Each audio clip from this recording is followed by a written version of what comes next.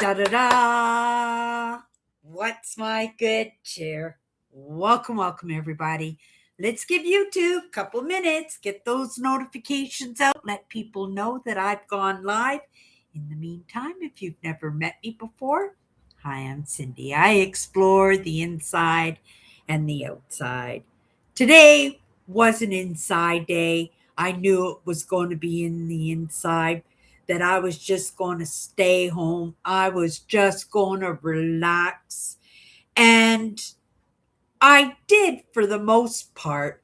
But in those conversations, in those small interactions, we know that we should be prepared to have life put in the mixer a little bit. And not in a bad way, not in a good way, not in a bad way, though, but enough that we recognize that we're about to go into some change in our lives. And for myself, I've always been one of those people who have ridden the waves. I never read too much into things. It was something that I did quite a bit when I was younger. And, in those lessons that we get in our lives, one of the lessons that I did get to appreciate is how sometimes we can turn something small, a little concern, a thought, a worry, a stress, and we can turn that into something so huge that it could really impact our lives, when in truth, it might not even impact our lives in any way. And, I have to appreciate that I can be that person that in that moment of whatever's going on, I'm going to deal with it, right?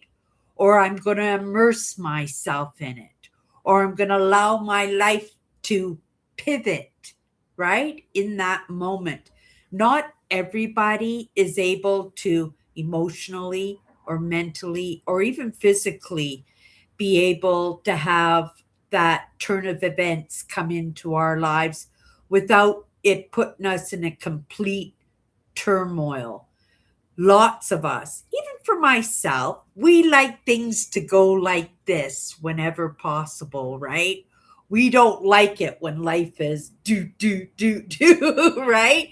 So we do as much as we can in that little bit of control, right? If it's just in concerning our own lives, in just doing a little bit of uh, foreshadowing. Is that what you call it? When you just kind of look ahead, what can you do in this moment to maybe make the next moment not so difficult? Kind of like that idea that you got to go out and do grocery shopping, but you got a sink full of dishes, right? That you're going to go shopping, you're going to come home, and that sink is going to be full of dishes. But your mindset is going to be different, because if you're walking, right? If you're hauling groceries, if you bump into somebody that is totally put you off, that you're going to walk in the door and you're going to see that big pile of dishes in your sink, and it's going to add on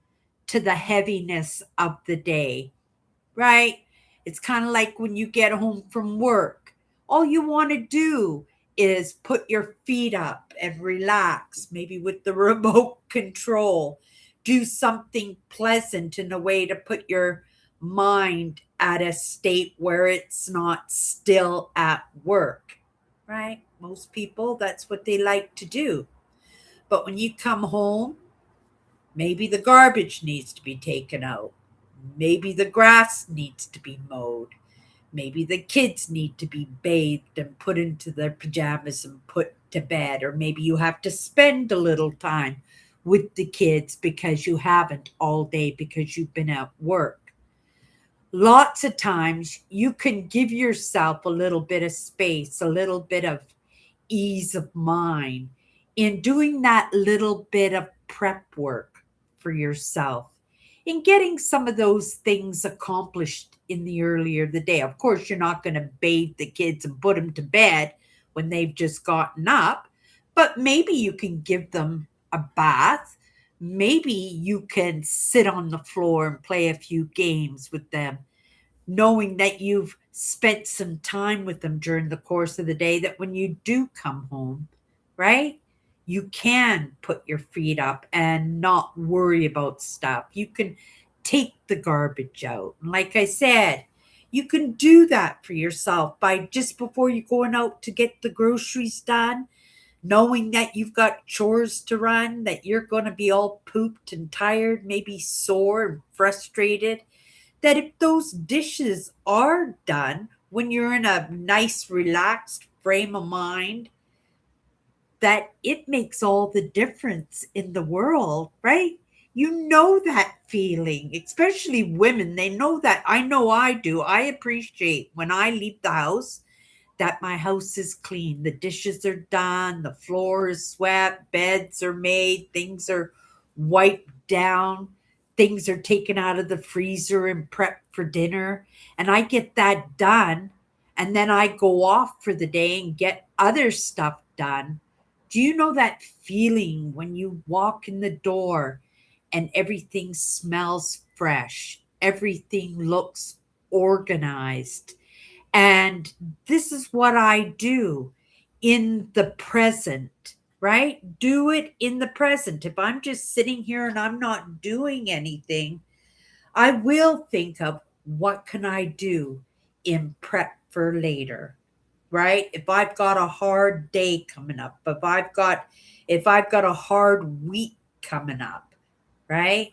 You and lots of times we don't even know what's going to come up. Like I said, sometimes it's that wrenches that are thrown into our lives and we feel bad because we could have, if we had known earlier, made that potato salad for that barbecue we just got invited to, right? It's in just doing what you can to make the next moment a little bit easier. And that is something that I appreciate about myself. Not always being prepared for something to throw into my life that's going to throw me for a loop or throw my my living situation into a loop, but knowing that if it should happen, that it's not going to hit me as badly because I'm not concentrating on that big sink of dirty dishes that I've got to get to. And now I've got to deal with this, right? Or I've got to do this, or I haven't done this. It's just about utilizing that the time that you have, that you can make some movement forward, even in the baby steps, even in something as small as taking the garbage out, right? That could make a big difference. If you've got a prep dinner and the garbage is overflowing, you can't even put your garbage into the pail. Now you got to interrupt yourself or crank it somebody else to do it for you, right? So emotionally, mentally, and physically, you know, taking care of myself. And these are some of the things that I talk about keeping your cup flowed, right? Like full, and giving out the overflow, because you can't give anything away if that cup is empty. And that stands true for yourself just as much, even more than it is for giving out to others, because lots of times we know that we don't have the capacity to help somebody. We're all pooped out. Sometimes we know that the pocketbook is not full of money. So if somebody's asking to borrow a few dollars, you know that you're not able to help in that way, right?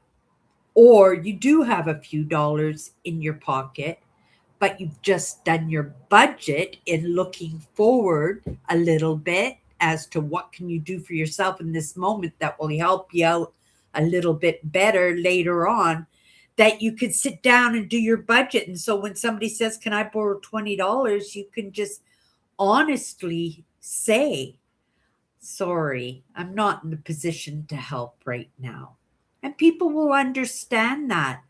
When I go to the grocery store, quite often I have to say that, I get hit up maybe 4 or 5 times just going 2 or 3 blocks to the grocery store, and I'll get hit up by people who are having difficult times.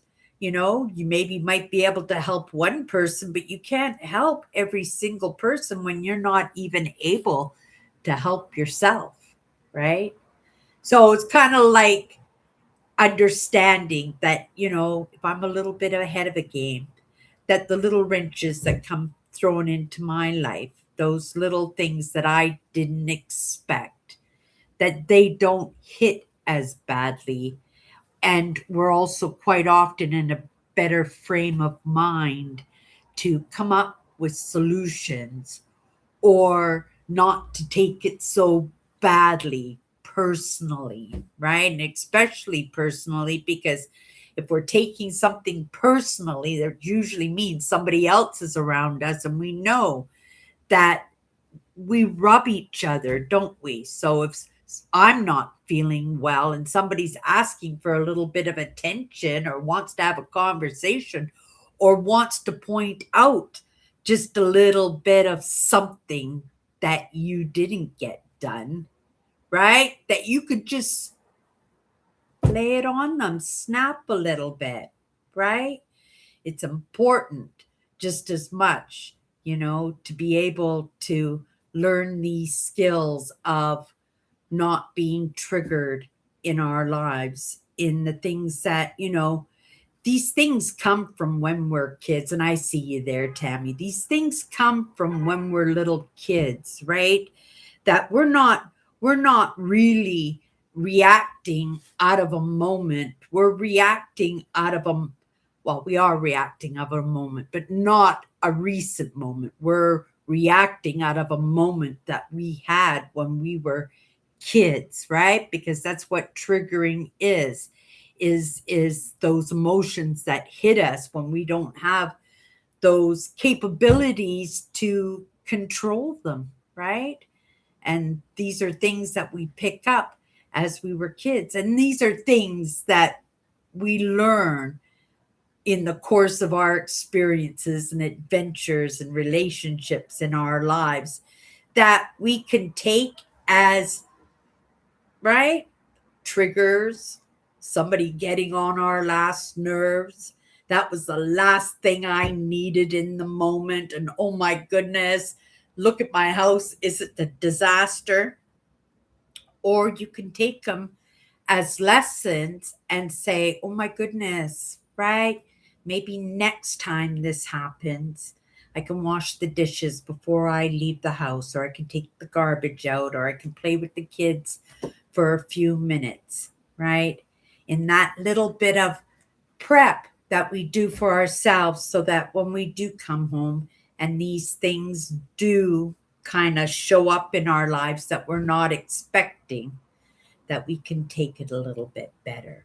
And again, not turn something small into something big or something that didn't even need to be dealt with to start with. You know how we get a little munchy on things when things come across our path that sometimes we can dwell on it, dwell on it, dwell on it. You guys hear me say all the time, what you think about is realized, right? You just keep thinking about it, thinking about it, thinking about it. You're just going to make it happen.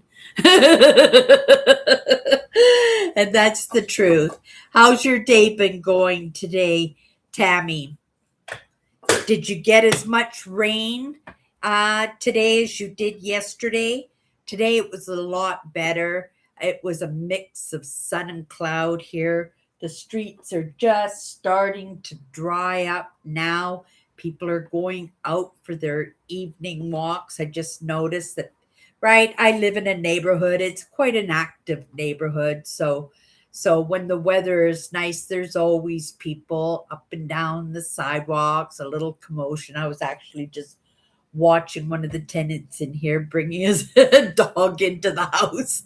And I didn't mean to laugh at it, but he was pretty frustrated because he was pooper scooping and he lost the poop out of his little shovel, so he's kind of huffing and puffing over himself and his dog, right? Because he had lost it and he had to go back and scoop it up again, right? So, but these are things that do happen.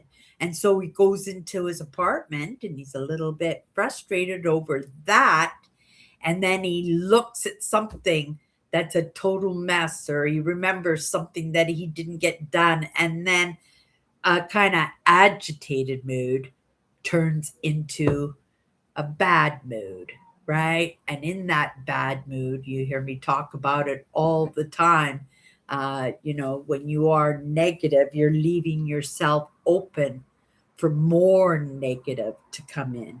It's really hard for the positive to come in. It's not like you're going to win the lotto. I mean, that would cheer you up in the moment, right? Or you get a good phone call from a friend that you haven't heard for a while. These things do happen, but you're going to pick up that phone and go, "What?" Right? And your friend is going to catch that energy right off the hop and you go, "Oh, I'm so sorry. I'm so sorry." And then what happens? You got guilt and shame that you now have to deal with because you just blew up at your friend, right? Triggered. You get triggered by these things. But in taking care of yourself, just to remember in that little bit of prep work, right? Beforehand, you can ease things up. And this is a fairly new lesson that I picked up. I would have to say no more than 5, 6 years at the very most to learn to do some prep work for myself. And I can tell you by my own experience how much it helps me out, right? Just to be able to sit at my desk, and because I live in a studio apartment, I can look across my living room and I can see my bedroom and I can just see my beds all nice and made, and it makes me feel good. But how would I feel in this moment? I looked over and I went, "Oh my goodness, I can't even make my bed," right? And then you beat yourself up in that. Right. So in that little bit of prep work and making my bed in the morning, it doesn't even take me 2 minutes, right? It's one blanket, right? And it's done, and it's not something I have to worry about, but it's something when I look over, I can appreciate a few times during the course of the day. There were lots of times I was never that person who made their bed, right? Get out of bed, and however it was. And I go to bed and I just kind of crawl in and, right, into the mess that I had in the morning. And that was just the way life was. But, in doing these things, you get to learn responsibility, consistency, a little bit of pride, a little bit of something that you can feel good about, right? And it's in that prep work of, right, like, who cares? The bed's messy, you crawl into bed at night in a messy bed. Who really cares, right? But when you see the bed made and you can smile, that's a little bit of an offering. That's a little bit of a gift, right? We didn't get that much rain today. We were supposed to get more tonight and tomorrow. I know the Weather Channel. I tell you, I was expecting a nice long rainy day again, like I had yesterday. There were a couple of breaks that were supposed to happen during the course of the day, and in those breaks that sun was supposed to come out, I looked out my window and it was downpouring.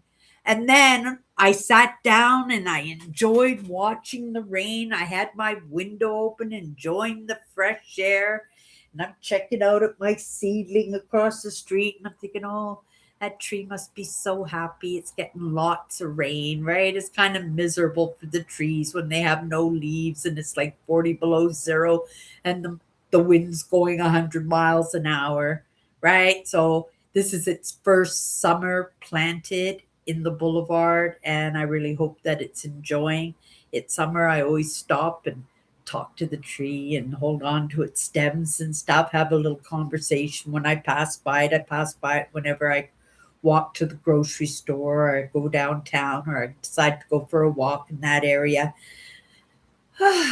But it was a beautiful day today, right? That sun came out, the cloud clouded up, then it kind of dribbled a little bit of rain here and there, not much, a little bit, but enough to say, well, I guess you're staying in. But I knew I was staying in today anyway. Yesterday, I had already made that decision before I went to bed that today was going to be an inside day, and I'm certainly glad I did. Oh my goodness. It was an inside day, and it was an inside. Oh, you guys. It was an inside day. It's my dragon amethyst. This is a crystal that I dug out. I go to Thunder Bay usually every year, and I stop off at the amethyst mine, and I spend an afternoon in the forest and digging up in the dirt and the hillside, and I look for amethyst. This is a piece of amethyst that I dug out of the ground probably, how long has it been now? Maybe 5 years, maybe more than that, maybe 6 years. 6 years ago, and when I washed it, it didn't look. It just looked like a clump of mud. And then when I washed it, I could see that it was an actual solid piece of amethyst. And you can see the dragon on it, right? It's got a dragon, and when you turn it around, look at its tail continues on in the back of the amethyst, but it's a great big honking piece, pure solid amethyst. Now, I'm not tumbling it to smooth it out, but I play with it all the time, on occasion, because I was in the lessons and stuff. I just kind of dropped it in my bra, so it was close into my heart. It is a good friend of mine. It truly is. It'll probably go to one of my nieces when I pass away, but I have been hand palming it now for all those years, and it will take my entire lifetime. But at some point, it will be as smooth as a baby bum. I do love my crystals. I have lots of crystals. I keep a few of my favorite ones up here on my computer. This is another one that I dug up. It's some smoky quartz. Look at the crystals in that one. So pretty. Yeah, I love my crystals, but yeah. I only knew it was there because I went like this. I went, oh my goodness. My crystal is still sitting in my bra, so I'm gonna just put it up back up there. It's got a little shelf there on top of my monitor where it stays. And then, yeah, you guys, I am like you, Cindy. When it rains, I always say that the grass and the flowers and trees and ground are happy that it rained or that it is raining. Yeah, the trees just love the rain here. It's just they're so full. I can't even see the buildings across the street. The trees are doing really, really well this year. This is a hard drive that I have. I have got some of my earliest urban explorers on here. And I thought I was going to do a little documentary style, maybe do some voice over, tell my story a little bit, and I can't get it open. It's connecting to the computer, but I cannot find the file.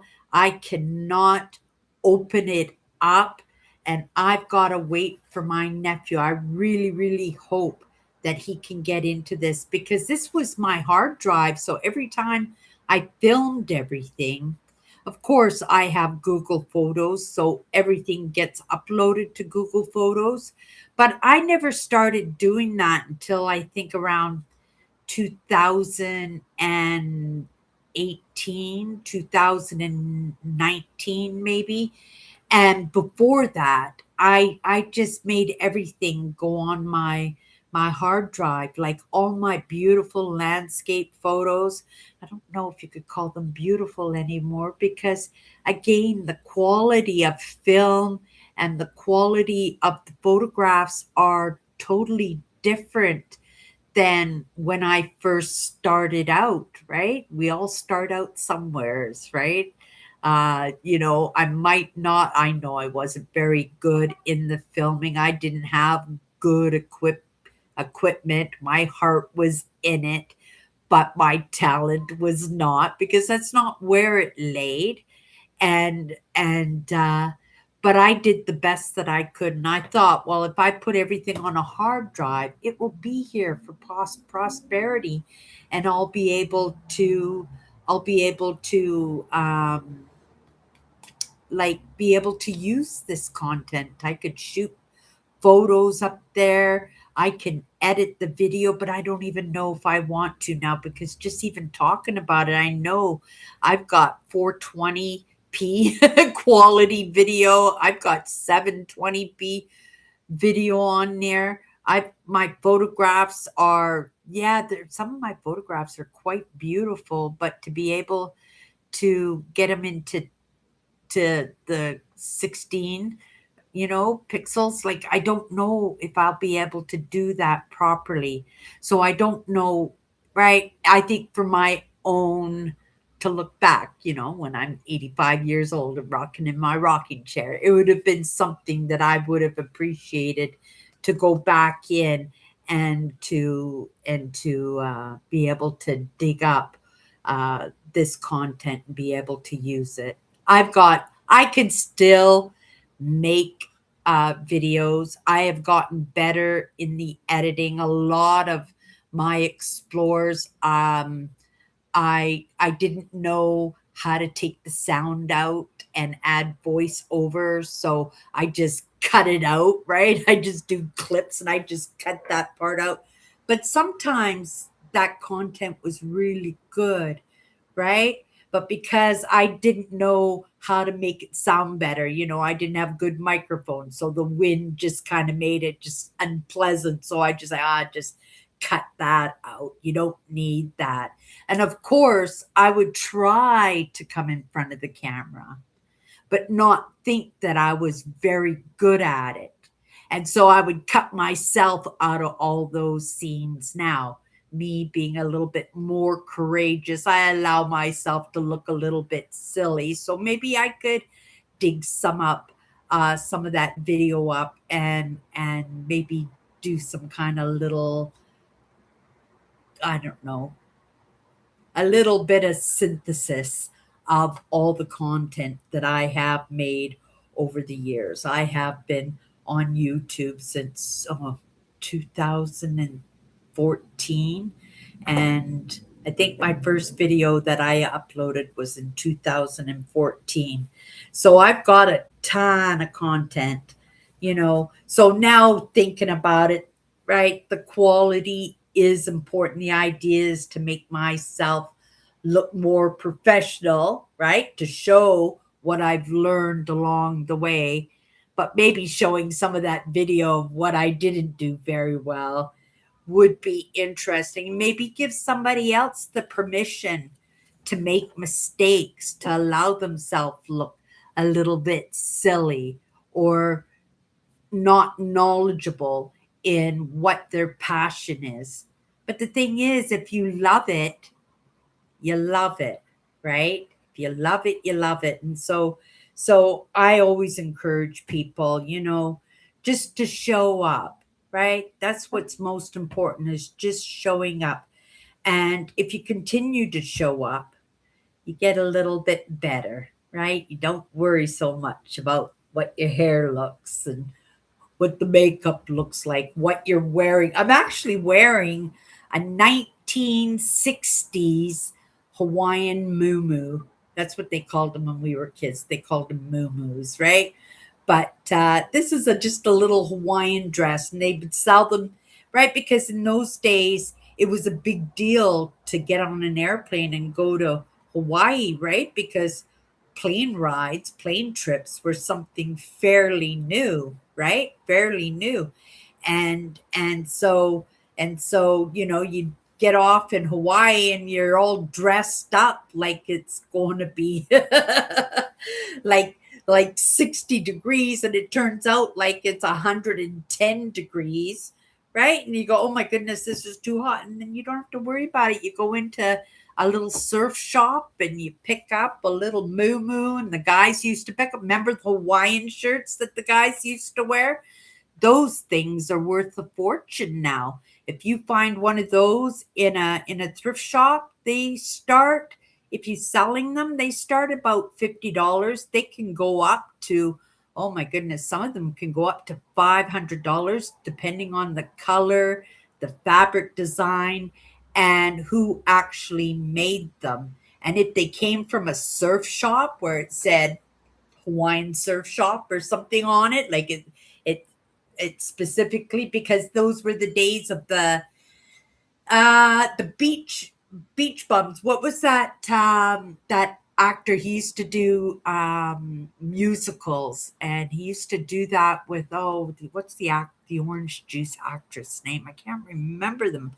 Vinny something. Vince, oh, it's right on the tip of my tongue. I forgot it. But in those days, right, when Blue Hawaii came out with Elvis, then the Hawaii movies just hit the market, right? And it became a big thing about getting on a plane and going on little vacations, right? Let me come into the comments. That amethyst is beautiful, Cindy. That's pretty cool. Your story there about the amethyst and that you found it and dug it up. I love rocks and crystals too, Cindy. Yeah, I'm looking forward in my retirement to do some actual expeditions, maybe down to Arizona or Arkansas.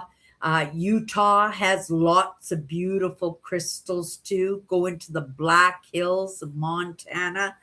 They have crystals. I don't deal with heat very well, but I am spying out trailers, right?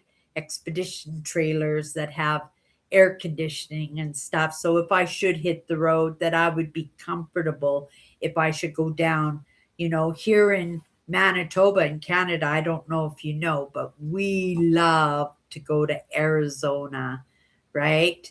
For winter. It's just a thing. It's a retirement thing that people go down south, and they just enjoy the winters down there, and then in the springtime they come back up here to Canada, and then they have their summer cottages here, right? We are cottage country, and I know in the area you live too is also cottage country, if I'm thinking correctly, right, Tammy? Yeah, Ontario's very much cottage country too. Oh my goodness. Beautiful, beautiful, beautiful. Yeah. Um, hmm. Can your nephew help you with that, Cindy? Yes, I was actually thinking that I would take the hard drive up to my nephew with maybe a memory card. And if he can get into, I'm sure he can. He's such a brainiac, right? And I know that sitting in my conversations here, you knew that, Tammy. I thank you for reminding me of that. But yes, definitely, I will take it up to my nephew and see if he can open it up, or he could come down here, because I'm thinking it's security, right? It's either I have to download a program for this, or I might have, because right, I work in social media and stuff, so there are a lot of security aspects to my computers too. So it's possible I just have to click a button, but twice now I've spent over an hour in all my programs trying to find it. I can find it in my devices. It says that it's connected, but I can't find anywheres to open it, right? I can't find it anywheres to open. And when I try to open it, it just automatically disconnects. So I'm not sure if I have to download an app for it. I checked the cords out. The cord looks fine. The light comes on. The computer says that it's connected. I just don't know how to open it. But yeah, that thank you for for reminding me of that. That's a really good piece of advice there. At the very least, I can get into my photos. But like I said, I've got video going all the way back to 2014 here. And even if it doesn't fit the screen perfectly, it doesn't matter. I can put background color behind it. Lots of people do where they have the little squares and stuff.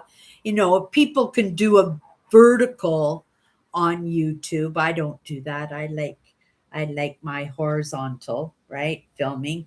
It's why I use my laptop if I used my phone. They say that now they can do it. I haven't practiced though.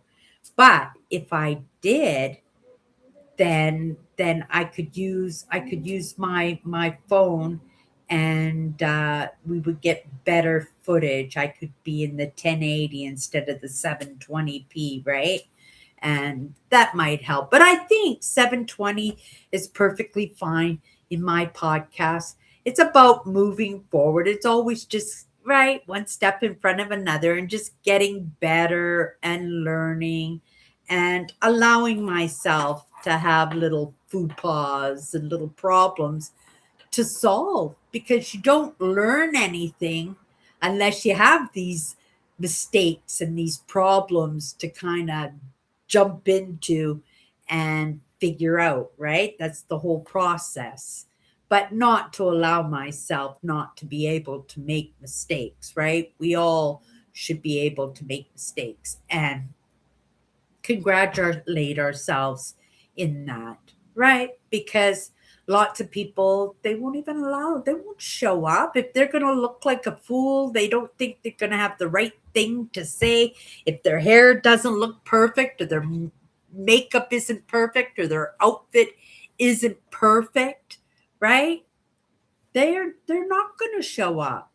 So you just got to be proud that you even showed up, because lots of people out there wouldn't even try, right? And that's something to remember if you should ever decide that you want to start your own YouTube channel. Okay, let me come down here. Oh,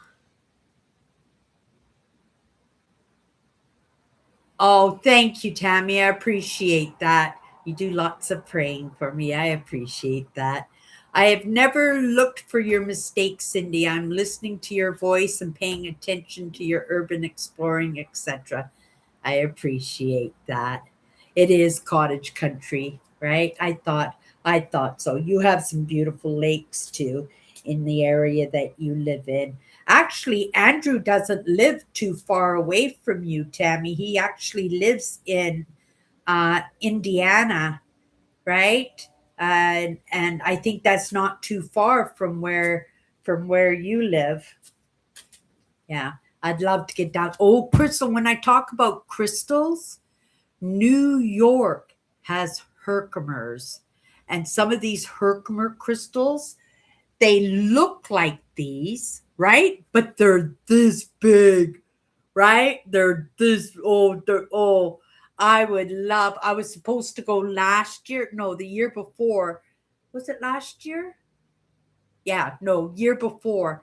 I was supposed to go to New York. And I was gone for about two weeks. And in those 2 weeks, I booked 13 13 provincial parks in 12 days. And I wasn't getting to these provincial parks until well after dark. And then I would get up in the morning, make breakfast, do a little walk around the campground, and then I'd get in my car, and then off I would go. And again, not make it to the next campground until well after dark. And I did that every day for almost 2 weeks. And I had New York in my agenda to go, and to dig for Herkimer diamonds. It was in the plan. And then I decided, well, because that was in the States, that I would have to extend my trip even longer. And I didn't think I could make it in a span of one day. that I canceled out on it. There was another reason too. I can't remember. I wasn't too worried. I was making decent money, and there is no money limit when it comes to these trips that I take. But I do remember I put $100 in the Jeep. I had the Jeep that year. Yeah, I remember I had the Jeep that year, and I put $100 in gas in that vehicle every single day, every single day. Right? I love my luxury, great big giant SUVs and trucks. I always took them on these trips, kind of a luxury vehicle. They cost me a little bit more money to rent them, but I'd set them up like RVs when I would go on my trips. I absolutely just love driving them. It's like I just love driving big SUVs. I'm an SUV girl through and through. But to have luxury vehicles that you know that maybe you'll never be able to have as your own vehicle, like you own it, that it was kind of nice to drive. And because actually the Jeep Rubicon was my dream vehicle, it was my dream vehicle. Like I was manifesting, I was like, that was going to be my truck. But when I took it on that trip that year, I recognized that it really wasn't my dream. It drove beautifully. It was kind of like my little mini monster truck that I looked really really good in. Um, but when I set it up like an RV in the back, there wasn't enough leg room for me. So it didn't work well for what I wanted to use it for. That's why now I'm actually looking at trailers now and I'm manifesting trailers now instead. But in order to manifest a trailer, I have to manifest a vehicle, and I'm still staying in the Jeep range, but I'm going for the Jeep Wagoneer, which is probably one of the most expensive SUVs on the market. Just absolutely crazy, right? But even if I could just rent one of those, right? Just rent one of those for my trips, and I'm sure I could book it just like I booked that Jeep Rubicon for my trip. I could do the exact same thing with the Wagoneer. That would be absolutely amazing. That would be a fun trip. Yeah. Okay, let's come into the comments one more time, then we're going to grab a card. Uh, Cindy, a couple of days ago on the radio, I heard on one radio program that they were talking about new learning and learning new things. I'm in one direction about 3 hours away or so, I believe, from Indiana. I don't think it's 4 hours. Oh, really? That close, eh? Wow, I can't even get out of the province in 4 hours. Well, maybe to get into the States, I could. I think I'm about an hour and a half away from the border of the States, Winnipeg is. But in going east, yeah, it would take me probably a few hours to get out of even the province. um, you remember that one with the I was so happy to have that truck. Yeah, I like my luxury vehicles. Uh yeah, and I got all those pictures. I have them all. Like if I were to do like a little documentary, this is my story, kind of. I have all those pictures, right? I had to delete some of the videos because I didn't have enough storage. I thought it was I didn't have enough storage on my phone. I had enough storage on the phone. I just didn't have enough storage in my Google account, and I didn't recognize that until I got home, and then I bought more storage. But by then, I had already deleted everything from my account, so I missed out on a couple of videos. I actually have footage for a couple of videos on my trips that I didn't manage to put up as an episode in any one of my Ontario provincial park tours. One was something very personal. I had a crazy experience, and I slept in a rest stop and it was an amazing, but I kept it because it was so personal to me and I didn't upload it. And then the second one was footage that I found that it didn't get stored on the right date. It got stored in past history, like in past years. I don't know how that happened, but it did. Maybe I didn't update one of my phones or something, but it ended up in previous years in the back. And then after the series that year had already been edited and posted, then I found it. And then I went, oh, maybe if I want to upload a video, I'll go back there and I'll post that one. Yeah. But it's in the process of learning, right? It's just in the process. I make lots of mistakes in all aspects of my life, but it's just a matter of just getting up and trying again. And eventually we'll get it right if we don't give up, if we just keep going. And that's the truth. But yeah, oh my goodness. Yeah, Tammy, you've been in all my videos. I think you, right? You catch on to the little details faster and better than I do now. Oh my goodness. Okay, you guys, if you've never hung out with me before, these are 54 powerful words. This is a deck that I put together. It took me on over a year to put it together. I worked with each word every day for a week, different perspectives, different experiences. And I had over 100 words. I don't know why I chose 54 powerful words, but that's the way it worked out. That's the way that it is. This is my deck. Sometimes the word is relevant to the conversation. Sometimes it's not. We just fly by the seat of our pants. It's always the first thing that comes to my mind, and that's what we run with. So tonight, the word that we have tonight, oh, Sydney.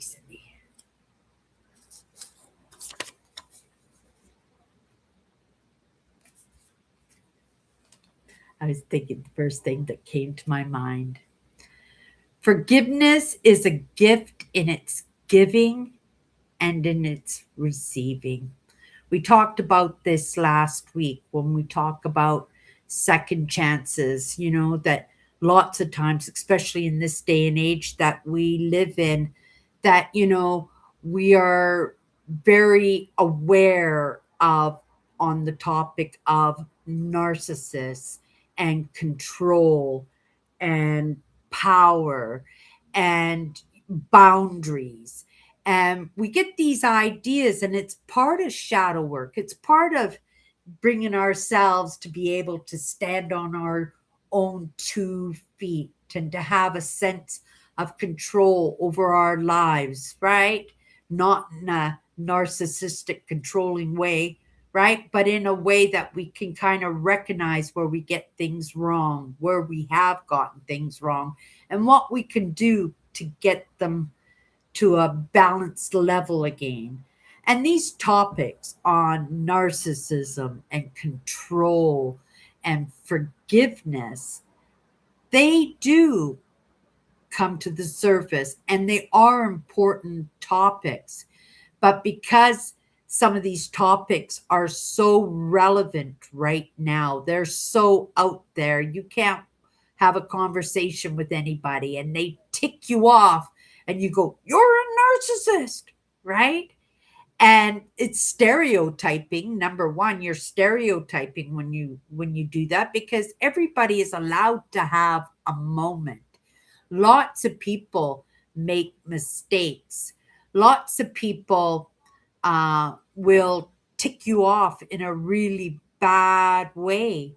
And, you know, in my family as kids, we just would not talk to each other for a few days, right? And you would just let them know how upset we are. We just, right? But eventually we would come through, and, there's that forgiveness. Lots of times people don't come right out and say, "I'm sorry," right? Lots of people, they don't have that capacity to do that. Neither of my parents ever. I never once heard either one of my parents apologize for anything in my entire life.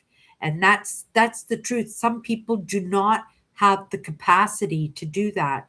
And some do have the capacity to do that, but choose not to because, like those lessons in narcissism and in control, that it's part built into them. They're part of their personas, part of their understandings, part of the way that they stand firm and stand their ground, right?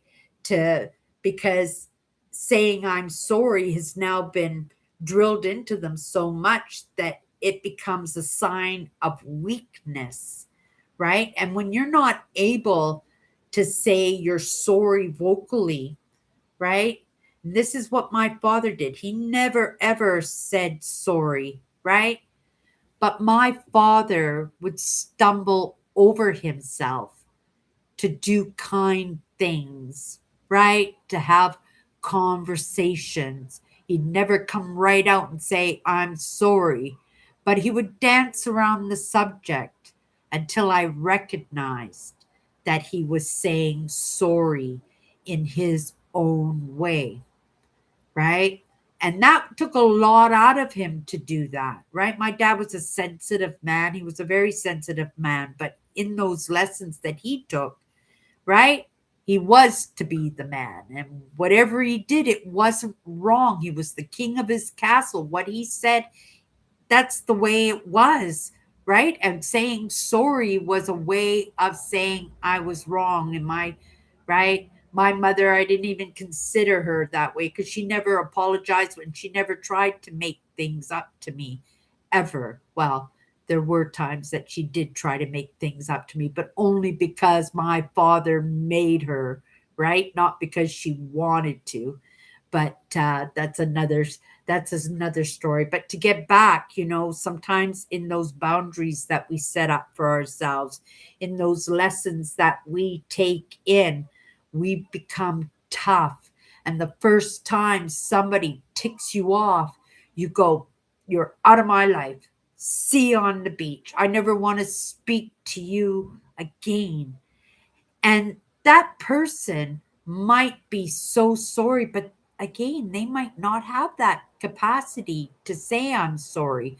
But because they've been already told to stay away, see you on the beach, that they don't even have that opportunity to show you that they're sorry, right? That we are too quick to jump onto that jugular and rip it out now. And that's the one thing I don't appreciate about, some of these topics where we make people look like the enemy. You know, I don't know if you guys know this, but the empath and the narcissist have the same upbringings.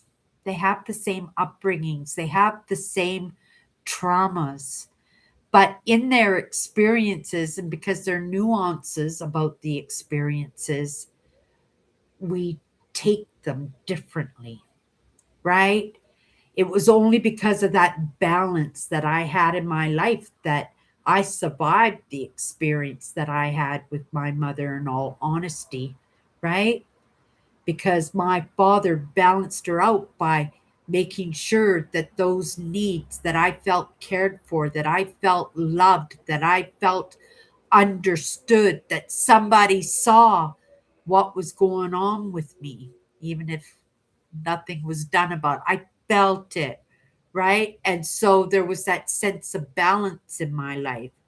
But somebody who gets it from both ends, or if there's just one end and that one end is all the time just on them, right? Just on them all the time, it's easy to turn tough. It's easy to turn cold because these are protective traits, right? Like in my hypervigilance, I'm always looking for the bad guy, right? But with the narcissism, I'm always looking for the bad guy, right? They're ready to go to war in that.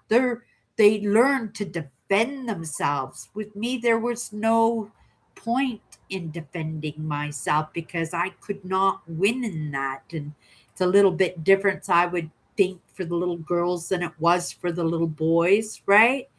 But 50% of narcissists out in the world are girls too, right? So we have to keep that in mind because, you know, why does the empath, because the empath can be sneaky, right? They can be just as revengeful, but they do it right by wearing a persona of I'm sweet and I'm innocent and I'm meek and I'm weak and I'm kind, right? But it's only in training ourselves, right? In taking care of ourselves and doing that work that we can recognize. It starts when we talk about forgiveness, it starts with forgiving ourselves, right? We have to forgive ourselves. We can't move forward without forgiving ourselves. It was one of my very first lessons that I ever got when I first woke up to any of these ideas, and it just opened up an entirely new world to me. Narcissism came a little bit later. I was kind of confused as to the lessons and why they were coming at me, but I gobbled that stuff up like it was popcorn until I recognized and I understood that it could have easily have been me, right? That that person that people are talking about like they are evil, like they're the demons, they're good for nothing. Stay away from them. I have known narcissists in my life, and yes, they are know it alls. They are. And they are tough birds. They can be tough birds. And yes, they like being boss. They like being kings of their own castles. That's the truth. But you know what? They've got big hearts.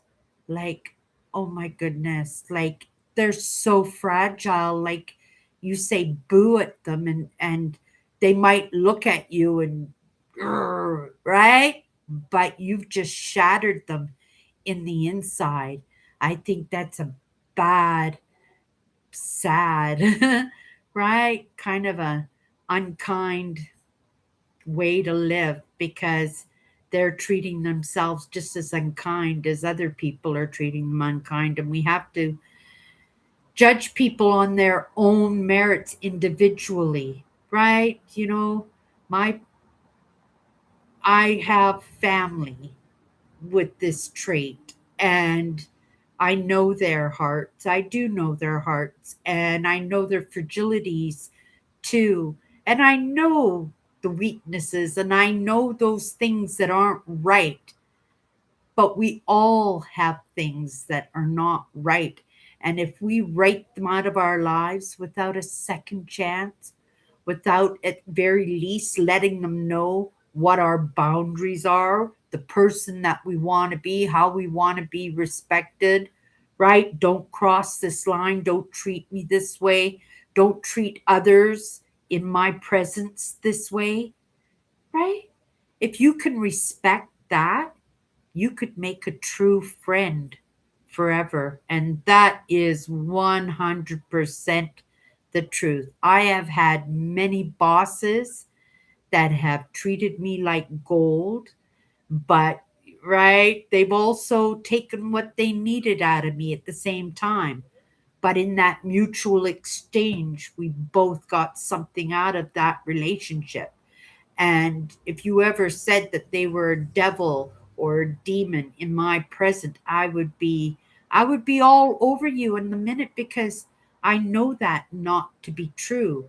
And like I said, that could have easily have been me. It could have easily have been me. And to think that somebody would think of me that way kind of breaks my heart, right? Because it could have happened, right? It did happen in my family. It did happen. Same upbringings, just a little bit slight different story and taking it a little bit differently, right? It creates something else. And we all adapt, we all conquer, we all do what we got to do in order to get out of those circumstances alive sometimes, right? And that's the truth. And there's lots of ways that we do it, and to label somebody without offering up forgiveness once, twice, sending out some good cheer. Get to your destination, be a false alarm, turn around, get right back to the station. Maybe it's barbecue night tonight at the station, right? Yeah, I live right behind a fire station. The fire trucks go by all the time. Forgiveness is a gift in its giving and its receiving, right? We told this story about Beverly Edwards this week, right? Won't tell it again tonight.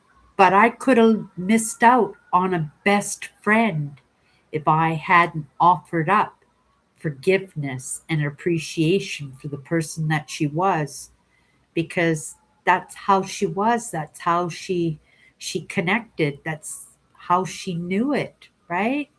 And in the end, you know, it's up to us in our choices whether or not to give somebody another chance, right? Sometimes it is. There are things out there that are unforgivable, aren't there? Right? But if you can appreciate where that person came from, maybe you could drum up a little bit of sympathy, consideration, appreciation sometimes, and some understanding, right? I love this word, forgiveness. Yeah, it opened me up to a whole new world. Sounds like a phrase in a song, doesn't it? Okay, you guys. Oh, Earl's in here tonight. Hello, Earl.